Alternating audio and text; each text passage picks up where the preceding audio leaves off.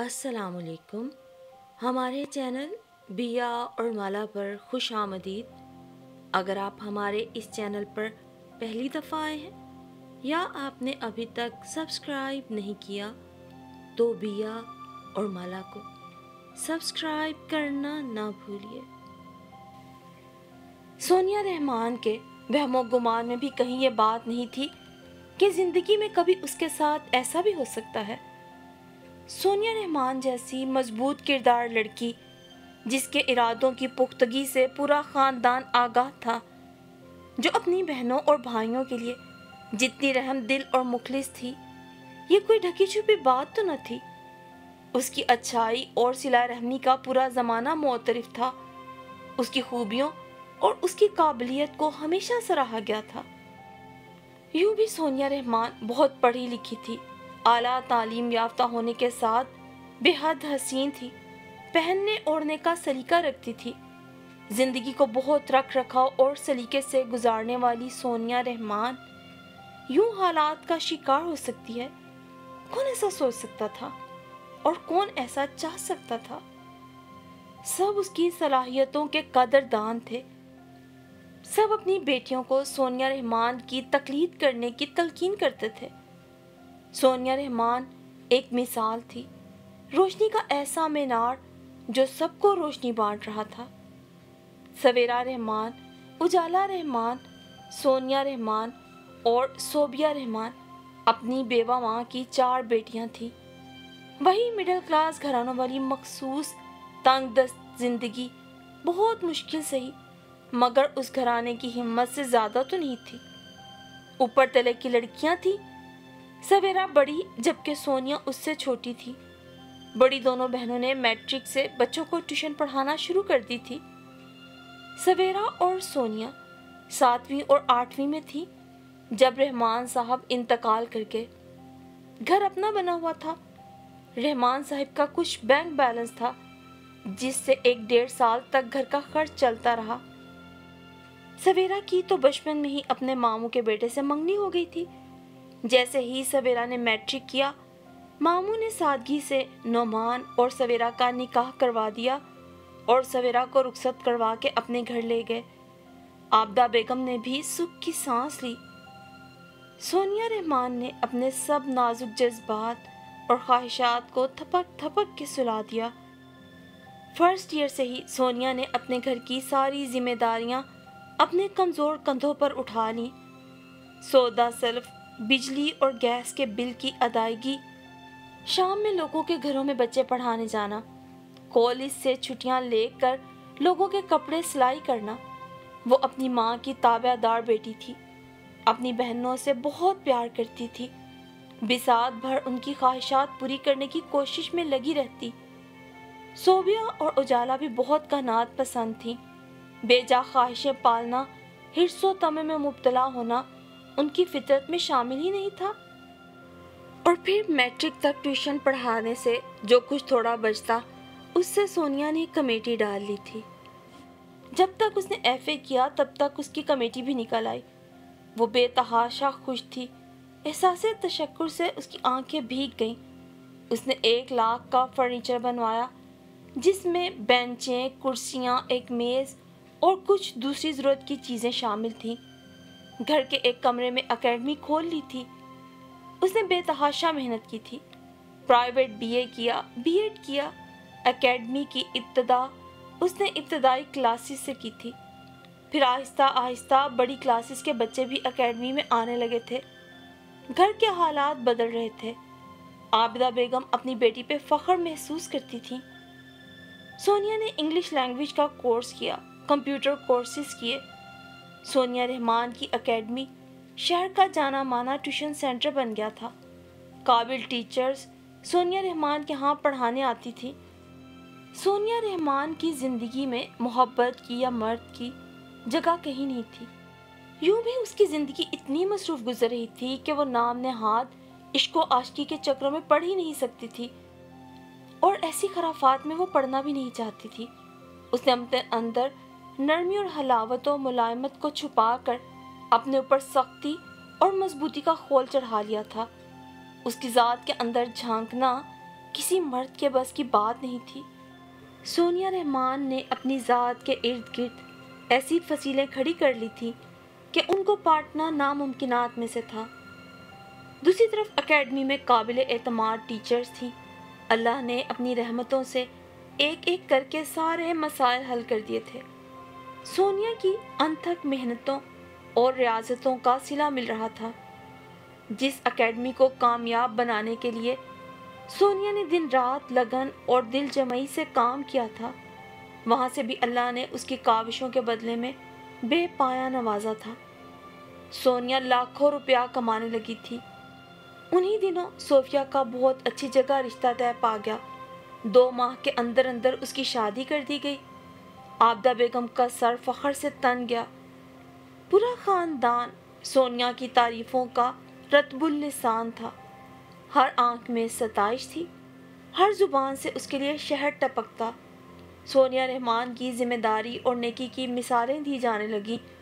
اس نے صحیح معنوں میں بیٹی ہونے کا حق ادا کر دیا تھا، بیٹا بن کر دکھایا تھا، سارا بوجھ اٹھا لیا تھا۔ اور یوں گریجویشن کے بعد سونیا نے ایم اے انگلش کے لیے یونیورسٹی میں داخلہ لے لیا۔ یہیں اس کی ملاقات عاشر رضوی سے ہوئی تھی۔ وہ فائنل ایئر میں تھا۔ آتے جاتے انگلش ڈپارٹمنٹ میں دونوں کی مٹ بھیڑ ہو جاتی تھی۔ عاشر اسے سلام کرتا تو وہ بھی جواباً سلام کر لیتی۔ یونیورسٹی میں اور بھی کچھ لڑکوں نے سونیا رحمان سے ہیلو ہائی سے آگے بڑھنے کی کوشش کی، مگر اس نے 2 ٹوک اور خشک رویہ دکھا کر سب کو ان کی اوقات بتا دی۔ جبکہ عاشر رضوی کو وہ بے حد پسند آ گئی تھی۔ سادہ طبیعت مگر کٹھور سی، خوبصورت، طرح دار مگر بے نیاز سی، اپنے اطراف سے ہلے گلے اور سٹائل اور فیشن سے قطعی بے خبر، اپنی دنیا میں گم، پر اعتماد، مضبوط سی سونیا رحمان۔ پھر ایک روز امی نے سونیا کو بتایا کہ ماموں کے توسط سے اجالا کا بھی رشتہ آیا ہے۔ سونیا بہت خوش تھی۔ امی جی، آپ ماموں کے ساتھ مل کر ان لوگوں سے مل لیں اور ماموں جی سے ساری معلومات بھی کروا لیں۔ میں بھی اپنے طور پہ پتہ کرواؤں گی کہ لڑکا کیسا ہے، خاندان کیسا ہے۔ باقی اللہ تعالیٰ پہ بھروسہ رکھیں، سب ٹھیک ہی ہوگا۔ سونیا ہمیشہ اپنی ماں کو ایک ماں کی طرح ہی طفل تسلیاں دیتی۔ جی بیٹا، میں بھائی سے مل کے تفصیلی بات کرتی ہوں۔ عابدہ بھی سونیا کی شادی کرنا چاہتی تھی، مگر وہ تو مانتی نہیں تھی۔ دوسرا سارا گھر اسی کی کمائی سے چلتا تھا۔ اس حقیقت سے لاکھ نظریں چراتی، مگر عابدہ بخوبی آگاہ تھیں کہ یہی حقیقت ہے، بھلے تلخ ہی سہی۔ اور یوں ماموں کے توسط سے آنے والے دنوں میں اجالا کی بھی شادی ہو گئی۔ ماموں نے ان کا بہت ساتھ دیا۔ ایک بار پھر پورے خاندان والوں کی زبان سونیا کی بڑائی کی تعریفیں کرتے ہوئے سوکھ رہی تھی۔ اس کے احسار کی داد دی جا رہی تھی، اس کے صلہ رحمی کو دل و جان سے سراہا جا رہا تھا۔ سونیا رحمان سے خاندان کی لڑکیاں تو لڑکیاں، لڑکے بھی کھار کھانے لگے تھے۔ دل میں سونیا کے لیے قدورت رکھنے لگے تھے، کیونکہ ہر گھر میں نکھٹو اور فارغ رہنے والوں کو سونیا کی مثال دی جاتی تھی۔ ہر جگہ سونیا کے چرچے تھے۔ کچھ وقت اور آگے بڑھا۔ سونیا امتحانات کے بعد آج کل پورا وقت اکیڈمی کو دے رہی تھی۔ ایک روز عاشر رضوی نے سونیا کے کلاس فیلو لڑکی سے اس کا نمبر لے کر کال کی۔ سونیا حیران ہوئی۔ عاشر رضوی اپنے ماں باپ کے ساتھ آنا چاہ رہا تھا۔ سونیا نے عاشر کی بات اپنی ماں سے کروا دی۔ سونیا بھی اب شادی کرنا چاہتی تھی۔ اب وہ اپنی ساری ذمہ داریاں خوش اسلوبی سے نبھا چکی تھی۔ اگر امی اور ماموں کو عاشر اور اس کا خاندان پسند آ جاتے تو سونیا کو بھلا کیا اعتراض ہو سکتا تھا۔ ماموں نے کہا تھا کہ سونیا کی شادی کے بعد وہ امی کو اپنے گھر لے جائیں گے اور یہ گھر رینٹ پہ اٹھا دیں گے۔ ضروری چھان پھٹک اور رسمی کاروائیوں کے بعد عاشر اور سونیا کی منگنی ہو گئی۔ عاشر بہت خوش تھا، سونیا بھی اپنی جگہ مطمئن تھی۔ عاشر میں اسے کوئی اخلاقی برائی نہیں نظر آئی تھی، ان کا خاندان بھی اچھا تھا۔ عاشر کبھی کبھار سونیا کو فون کر لیتا تھا، وہ بھی کچھ سوچ کے بات کر لیا کرتی کہ ان دونوں کے درمیان مستقبل میں ایک پاکیزہ اور مقدس رشتہ طے ہونے والا تھا، جس کی شروعات منگنی جیسے بندھن میں بندھ کر ہو چکی تھی۔ زندگی پرسکون ہو گئی تھی، سارے مسائل حل ہو گئے تھے۔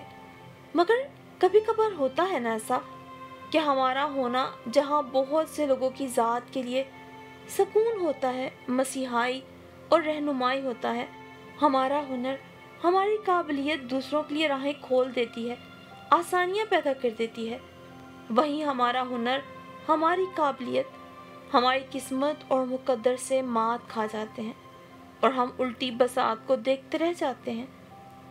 عاشر رضوی اٹھتے بیٹھتے اپنے گھر میں سونیا رحمان کی پارسائی کے گن گاتا۔ سونیا کے سلجھے اتوار سے وہ بہت متاثر تھا۔ وہ خود کو دنیا کا خوش قسمت انسان مانتا تھا۔ عاشر کا چھوٹا بھائی ناظر لڑکیوں کے معاملے میں بہت بڑا کھلاڑی تھا اور اس سے بھی بڑھ کر آوارہ اور کھلنڈرا۔ عاشر کی زبانی کسی انجان لڑکی کے گن سن کر اس کے اندر جلن پیدا ہونے لگی۔ ابھی وہ گھر آئی نہیں تو یہ حال ہے، جب بھابھی بن کر آ جائے گی تب تو بھائی ایسے دیوانے ہو جائیں گے کہ ہم سب کو بھول جائیں گے۔ ناظر نے ایک روز موقع دیکھ کر عاشر کے سیل فون سے سونیا کا نمبر نکال لیا اور اسے اپنی طرف سے میسیجز کرنے شروع کر دیے، مگر وہ بھی اپنے نام کی ایک تھی۔ مجال ہے جو کوئی کال پک کی ہو یا کسی میسیج کا رپلائی کیا ہو یا یہ تک پوچھا ہو کہ آپ کون ہو۔ ناظر 2 ہفتوں سے مسلسل اپنی کوششوں میں لگا ہوا تھا، مگر مجال ہے اسے رتی برابر بھی آگے سے کوئی مثبت رسپانس ملا ہو۔ پھر جب وہ اس کھیل سے اکتانے ہی لگا تھا کہ وہ ہو گیا جس کی امید ناظر کو قطعی نہیں تھی۔ یوں کہ ایک رات اس نے 2-3 ایسے میسیجز سونیا رحمان کو بھیجے جس سے مقابل بھڑک اٹھے، اور سونیا رحمان واقعی بھڑک اٹھی۔ اس نے یہیں پہ غلطی کی، ایسی غلطی جو آنے والے دنوں میں اس کی خطا بن کر اس کے سامنے آن کھڑی ہوئی اور اس سے سب خوشیاں چھین لی گئی۔ سونیا نے انتہائی طیش کے عالم میں کال کی، ناظر کو خوب لان تان کی تھی۔ اس کا لہجہ ترش تھا اور الفاظ بہت سخت تھے۔ وہ بولتی رہی، ناظر سنتا رہا، خاموش رہا۔ دیکھیں، میں نے آپ کو کوئی میسیج نہیں کیا۔ ناظر ٹھنڈے ٹھار لہجے میں انکاری ہوا۔ اس کا مقصد سونیا کو مزید اشتعال دلانا تھا۔ بکواس بند کرو۔ سونیا کا بس نہیں چل رہا تھا کہ وہ لڑکا سامنے آئے تو اس کا سر ہی پھاڑ ڈالے۔ میں قسم کھا کے کہتا ہوں کہ میں نے آپ کو کوئی میسیج نہیں کیا، آپ جھوٹ بول رہی ہو۔ وہ اسے اکسا رہا تھا، اس کے دل ملانے سے مزہ اٹھا رہا تھا۔ سونیا تب گئی اور ایسی غلطی کی کہ سونیا رحمان نے ناظر کے سارے میسیج اسے واپس سینڈ کر کے ایک بار پھر اس کی بے عزتی کی، اسے خوب برا بھلا کہا اور سیل بند کر دیا۔ دوسری طرف ناظر اپنے ان باکس میں سونیا رحمان کے تمام میسیجز پڑھ کر زیر لب مسکرا رہا تھا۔ پھر وہ ہنسا اور ہنستا ہی چلا گیا۔ ناظر جو حاصل کرنا چاہتا تھا وہ اس نے کر لیا تھا، بھلے کچھ وقت لگا تھا لیکن بالآخر جیت اسی کی ہوئی تھی۔ آخر وہ اس میدان کا پرانا کھلاڑی تھا، عورت کی رگ رگ سے واقف تھا۔ سونیا رحمان جیسی مضبوط کردار کی لڑکی کو یوں اپنے بس میں کرنا اس کے لیے آسان نہیں تھا، لیکن پھر سونیا رحمان کو بد کردار ثابت کرنے کے لیے اس نے اپنی کتاب میں سے ایک اور حربہ نکالا تھا، اور آج کیسے اس نے اس اتھری گھوڑی کو نکیل ڈالی تھی۔ اپنے موبائل کے ان باکس میں موجود وہ تمام میسیجز اس نے اپنے بھائی کے سامنے رکھ دیے تھے۔ یہی سونیا رحمان، یہی ہے نا سونیا رحمان، کبھی میرے عشق میں مبتلا رہی ہے، آج بھی میری خاطر اپنی جان تک دینے کو تیار ہے۔ اسی کے اعلیٰ کردار کی بڑی بڑی قسمیں کھاتے تھے نا آپ۔ یہ پڑا ہے اس کا کردار ان چند میسیجز میں، پڑھ لیں، خود دیکھ لیں۔ اور پھر جیسے ایک دھماکہ ہوا تھا، کوئی سونامی آیا تھا یا کوئی قیامت صغریٰ آئی تھی۔ عاشر رضوی نے سونیا رحمان سے اپنی منگنی توڑ دی تھی۔ سارے خاندان میں چہمگوئیاں ہو رہی تھی۔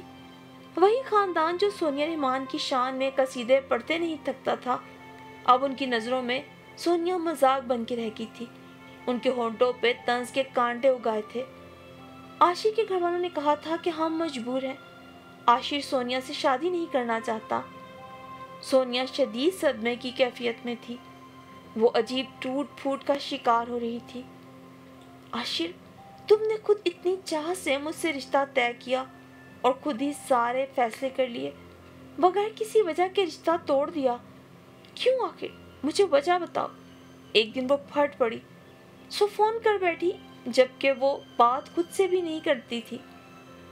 तुमसे रिश्ता जोड़ने की वजह थी कि मुझे लगा तुम मुनफरिद और मजबूत किरदार की लड़की हो, मगर ये मेरी खाम ख्याली थी। तुम इंतहाई सतही और गिरी हुई लड़की हो, मेरे ही छोटे भाई के साथ। उफ, कैसे मैं उठते बैठते घर में सोनिया रहमान के गुण गाता था। अब घिन आती है मुझे तुमसे। कैसे करता तुमसे शादी, जबकि मेरे भाई के साथ तुम्हारा कैसा ताल्लुक है ये तुम मुझसे बेहतर जानती हो। आशिर, आपका दिमाग ठीक है? क्या कह रहे हैं? सोनिया को कुछ भी समझ नहीं आ रही थी। चंद माह पहले चाहने वाला मर्द बदगुमान हो चुका था, हकारत से बात कर रहा था। सोनिया ने कोई सफाई, कोई वजाहत न दी, बस गुमसुम वही मैसेजेस पढ़ रही थी जो नाजिर ने उसे और उसने दोबारा नाजिर को किए थे, और अब वही आशिर ने उसे भेजे थे। उस बदकिरदार मर्द ने अपनी तमाम इखलाकी हदूद पार करके जो बेहुदा, घटिया और लफंगों वाली ज़ुबान सोनिया के लिए इस्तेमाल की थी, वो तमाम जज्बाती, इखलाक से गिरी हुई बातें आज नाज़िर के पास सोनिया के नाम से महफूज थी। और देखो तो आशिर रिजवी कितनी जल्दी इस सब झांसे और धोखे में आ गया था, सोनिया की तरह से ही। और उसने जीती जागती सोनिया पे यकीन करने की बजाय चंद सतूर को सच मान लिया था। बात सोनिया रहमान की थी और अब उसकी समझ में आ चुकी थी, मगर वो अपनी और अपने किरदार की सफाई देने की पोजीशन में ही नहीं रही थी और सफाइयाँ देना भी नहीं चाहती थी। ओह मेरे खुदा, मेरी ज़रा सी गलती मेरी उम्र भर की नेकियां खा गई। सोनिया रहमान जो कभी रोई ना थी, आज सहन के बीचों बीच खड़े फूट फूट के रो दी थी। फिर सहन के ठंडे फर्श पे बैठ गई। मेरी मामूली सी भूल ने मेरी सारी जवानी की नेक नामियों को निगल लिया। मेरा किरदार, मेरा माजी साफ शफाफ आईने की मानिंद है, और आशिर ने मेरे किरदार पे उंगली उठाई, मुझसे हकारत भरे अंदाज में बात की। मेरी सारी जिंदगी की कमाई, मेरा इसार, मेरा खलूस कैसे एक पल में चट हो गया। सोनिया रहमान जैसी मजबूत लड़की धाड़े मार मार के रोती रही, कुड़लाती रही। मेरी बच्ची, मेरी जान, दुनिया आशिर पर तो खत्म नहीं हो गई। अल्लाह पे भरोसा रख, मेरे बेटे, मेरी लाडली को बहुत अच्छा बड़ मिलेगा। बहुत नेक है मेरी सोनिया। कोई मेरे दिल से पूछे, मुझसे पूछे। आबदा ने उसे यूं बिलक बिलक के रोते देखा तो लबक के उसके पास आए, सीने से लगा लिया और तसल्लियां देने लगी। मैं आशिक के लिए नहीं रो रही और मैं शादी के लिए भी नहीं रो रही। मैं तो अपनी कम फहमी पे, अपनी भूल पे रो रही हूँ। सारी जिंदगी फूंक फूंक के कदम रखा और कैसे एक लम्हे की गफलत ने सब मलिया मेट कर दिया, और मेरी इसी खता ने मुझे लाजवाब कर दिया है। तही दामन बे आसरा। मैं साबित नहीं कर सकी अपनी बेगुनाही को अम्मी। वो कहना चाहती थी, आबदा को ये सब बताना चाहती थी, लेकिन बताती तो क्या बताती? अपनी बेवा माँ को कहाँ तक, किस कदर दुख देती? क्या वो जान गई थी ये मुआशरा सच में अब गिद्धों का मुआशरा है। उन गिद्धों का मुआशरा जो पेट भरा होने के बावजूद हर इंसान को अपना शिकार समझते हैं। कोई पारसा है या नहीं ये तो अलग बात, लेकिन बात तो ये है कि ये गिद्धनुमा इंसान किसी को पारसा बर्दाश्त ही नहीं कर सकते। वो कहाँ खुद को नेक और पारसा मशहूर करना चाहती थी। हाँ, बस वो अपने असूलों पर एक उम्र गुजार के आई थी, लेकिन आज जिंदगी का ये सबक जो उसे अपनों ने पढ़ाया था बहुत तकलीफ दे था, लेकिन वो जानती थी वो एक बार गिर के फिर ज़रूर उठेगी। वो सोनिया रहमान थी, कोई कमज़ोर लड़की नहीं थी जो यूं टूट कर बिखरती कि फिर जुड़ ना पाती। उसमें इतनी इखलाकी जुर्रत और हिम्मत थी कि वो इस मुआशरे की आंखों में आंखें डालकर डट के ज़िंदगी गुजार सकती थी। चंद लम्हे को डरी थी, रोई थी, ये सोचकर कि क्या सच में लोग इतना اتنا گر گئے ہیں کہ رشتوں کا تقدس اور احترام بھی بھول گئے ہیں۔